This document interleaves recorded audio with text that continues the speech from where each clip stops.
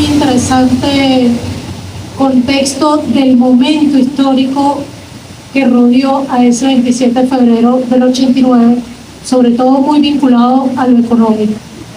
Nosotros y nosotras, quienes somos aficionadas al marxismo, pues siempre creemos que ningún suceso histórico se puede comprender fuera de su contexto. Y que generalmente cuando alguien habla de un suceso histórico fuera de su contexto, o ignora lo más básico de las ciencias sociales o lo hace adrede para engañar a la opinión pública. Y digo esto porque lo más interesante de hablar en este momento del 27 de febrero es echar por tierra la tesis de mucha gente que incluso se dice de izquierda y que dice que estamos en unas condiciones similares a las del 27 de febrero y que viene en Venezuela un 27 de febrero nuevamente. Eso no es nuevo, eso no lo están diciendo ahora.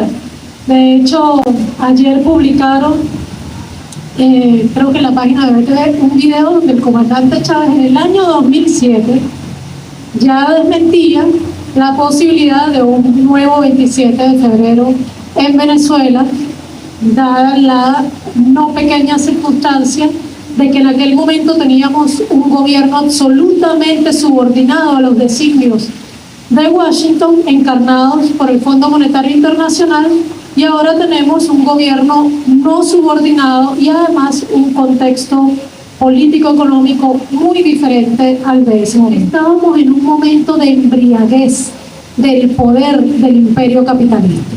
¿Por qué digo que estamos en un momento de embriaguez? Habían comenzado a imponer el neoliberalismo en nuestra América con la dictadura de Chile, con Augusto Pinochet, a sangre y fuego, asesinando y desapareciendo alrededor de 30.000 personas. Y esa imposición del neoliberalismo se fue extendiendo con otras dictaduras en el Cono Sur, por supuesto, y de una Colombia sumergida en una guerra terrible que estaba abonando al neoliberalismo con un nuevo negocio transnacional, entonces emergente en Colombia y muy fuerte, por todos conocido, que es el narcotráfico. Era una época entonces en que los Estados Unidos habían comenzado a ganar una guerra fría que comenzó en la segunda posguerra. Pasamos más de 40 años en un mundo bipolar, donde Estados Unidos supo crecer y avanzar, fortaleciendo su poder en Occidente, por supuesto, fortaleciendo su poder en nuestra América, ya dijimos cómo. Dictaduras, narcotráfico. Si alguien cree que el capitalismo no necesita del narcotráfico, no ha entendido el sistema capitalista. Y qué bueno decirlo aquí en la superintendencia. El capitalismo no funciona legalmente. El capitalismo, para superar todas sus crisis y para lograr acumular más, siempre necesita lavar capitales. Y para lavar capitales hay dos grandes vías: el narcotráfico, obviamente negocios asociados, la trata de personas, la prostitución forzada, tantas otras cosas, y la industria militar, el complejo militar industrial. Los Estados Unidos habían comenzado a debilitar a la Unión Soviética gracias a esa perestroika que había arrancado en el 85, y había comenzado unos procesos de diálogo con las insurgencias en nuestra América, a las que ya había venido debilitando también con la fuerza de los grupos paramilitares como los Contras de Nicaragua. Estaba una Nicaragua que era uno de los pocos gobiernos no subordinados a los Estados Unidos, muy debilitada, tanto que ya en el 90 sale Daniel Ortega y entra Violeta Chamorro, íntima amiga de Carlos Andrés Pérez, por cierto.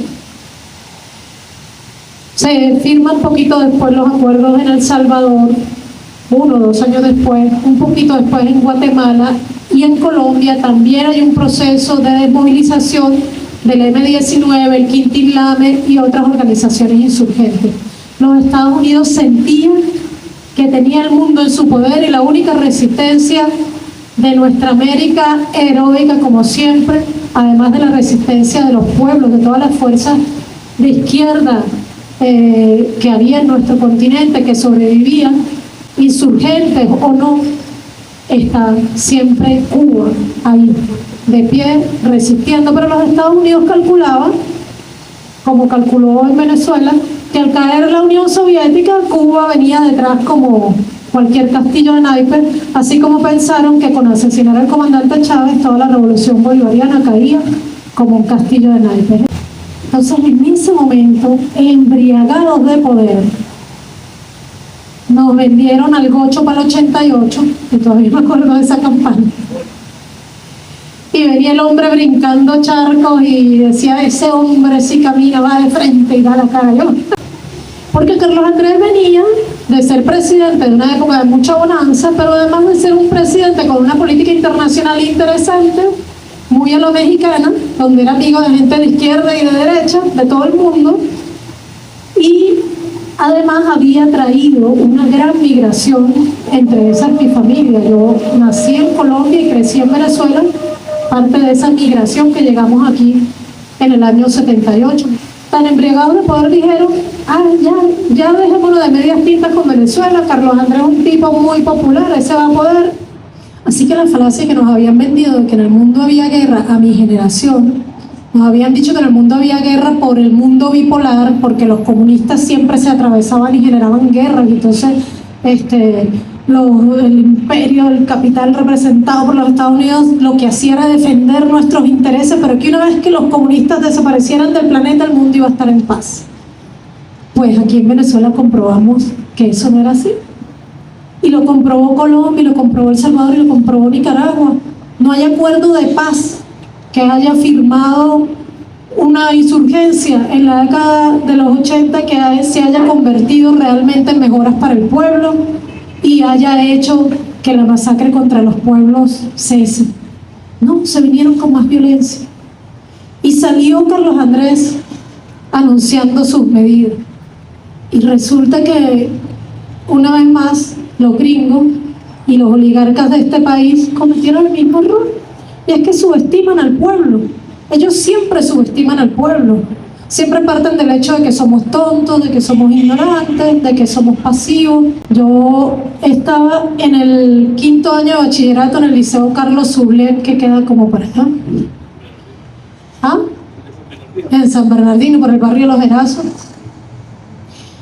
Y esa experiencia, para quienes la vivimos, por lo menos para mí, fue tan traumática que a mí no se me olvida que era un día lunes, jamás se me olvida.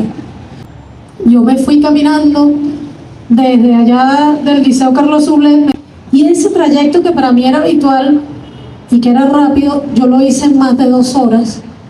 Fue sumamente traumático porque fue la primera vez en mi vida que vi un asesinato.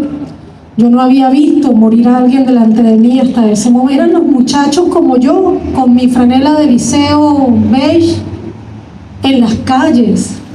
Era la gente más sencilla poniendo las barricadas, gente sin ningún gran discurso político, simplemente que estaban hartos, que estaban cansados y que ya no se aguantaba que el descarado de Carlos Andrés Pérez saliera a imponer esas medidas sin pensar en la gente y diciéndonos que teníamos que hacer esfuerzo cuando veníamos de años de esfuerzo y sabiendo que todas esas medidas eran contra nosotros. Fue tan heroica esa salida del pueblo a la calle que después de eso, que he tenido oportunidad de no solo de volver a Colombia, sino de viajar por el mundo, en nuestra América, todo el mundo recuerda el Caracazo como la primera rebelión popular contra el neoliberalismo. Lo que pasa es que a veces la grandeza de lo que acontece en nuestro entorno, en nuestro país, no la vemos desde adentro. Todo lo que hemos vivido en Venezuela se ve desde afuera como un acto heroico, y a veces nosotros y nosotras, sobre todo las mujeres, que somos las que hemos resistido, por ejemplo, las medidas coercitivas unilaterales contra el país, ¿quién la padece más que las mamás que tenemos que hacer milagros para garantizar la comida? También, por supuesto, los compañeros, pero lo cierto es que el capitalismo nos condena a administrar la pobreza, y nosotras cada día entonces somos las que resolvemos cómo hacemos el desayuno, cómo hacemos el almuerzo, cómo hacemos la cena, cómo lo llevamos para la escuela. Yo mi primer hijo lo tuve en pleno neoliberalismo con Rafael Caldera, neoliberalismo que por cierto contó con el apoyo de mucha gente supuestamente de izquierda que ahora está criticando al presidente Nicolás Maduro, pero que no tuvo ningún tapujo para apoyar a Rafael Caldera. Aquí suceden muchas cosas heroicas. Y una gran diferencia en el contexto, por ejemplo, estamos en un momento en el que el mundo unipolar está muriendo y el mundo multipolar está pujando por nacer. Ahora, decía Gramsci que ese momento en el que lo viejo no termina de morir y lo nuevo no termina de nacer es el momento en el que emergen los monstruos. Sin duda, ahí está el monstruo en el territorio ucraniano, en una guerra impuesta por la OTAN, ejército del imperialismo, para defender el mundo unipolar. Pero en este momento tenemos en Venezuela y tenemos en otros países de nuestra América, continúa la heroica Cuba en pie, continúa la revolución bolivariana en pie, continúa Nicaragua ahí también en pie. Y hay unos pueblos de nuestra América que han venido en un proceso de confrontación con los intereses capitalistas tan fuerte que no les quedó otra que aceptar que es un momento de poner gobiernos progresistas en América Latina, porque los pueblos de nuestra América no se iban a seguir calando sus discursos radicalmente de derecha. Es muy diferente este contexto en el que tenemos un gobierno no subordinado a los Estados Unidos, un gobierno que además cuenta con el apoyo de las potencias emergentes, y en esto, y eso no es un detalle poco importante, es realmente muy importante, y además con el acumulado histórico de un pueblo que tuvo al mejor pedagogo en la cabeza del Poder Ejecutivo, que fue el comandante Chávez, que nos sembró esperanza, que nos recordó la heroicidad de las luchas bolivarianas. Y en ese contexto, lo que vivimos pasa en primer lugar por que somos víctimas de unas medidas coercitivas unilaterales inclementes y de un terrorismo financiero inclemente y de un ataque militar y paramilitar inclemente también contra la revolución bolivariana y de una guerra comunicacional inclemente, o sea que somos el objetivo de una guerra híbrida. El contexto es muy diferente, la situación que vivimos tiene orígenes muy diferentes, y créanme si les digo que la situación económica que tenemos hoy día es mucho mejor que la situación económica que teníamos en ese entonces, empezando porque, por ejemplo, todavía tenemos grandes subsidios en nuestro país a la electricidad, al agua. Hay gente aquí en Caracas que ni sabe si paga el agua o no se paga. Que el agua falla. Toda la vida el agua ha fallado. Toda la vida. Yo crecí lavándome con un potecito de agua.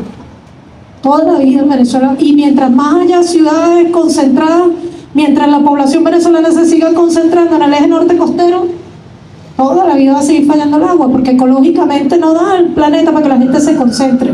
Si nos distribuyéramos por la maravillosa Venezuela, tendríamos infinita cantidad de agua y de otras cosas.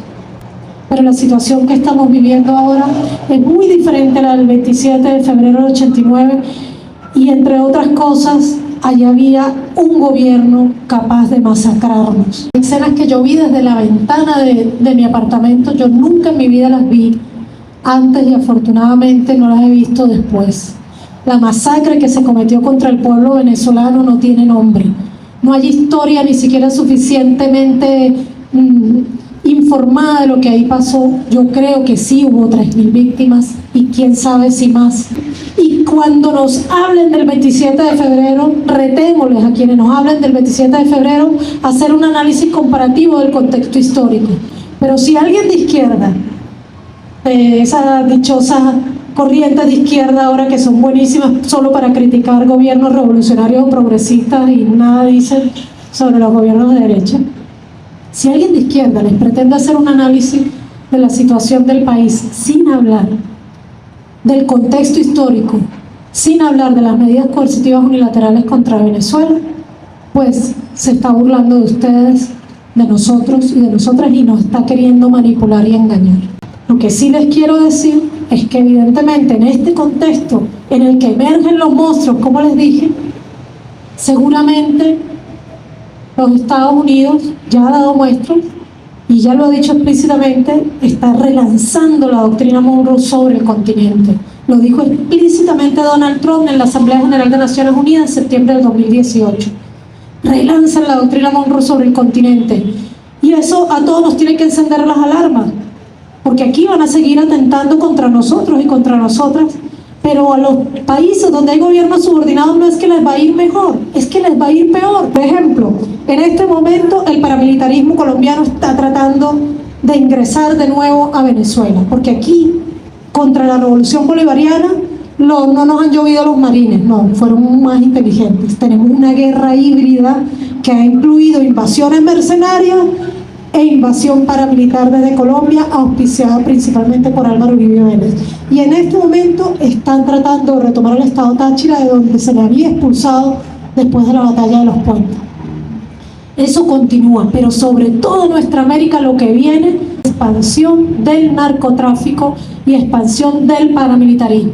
Y si hay alguien que está financiando esa invasión paramilitar sobre Venezuela, son los que quieren apoderarse de la maravillosa costa caribe de Venezuela para aumentar el tráfico de drogas desde el sur y desde el norte.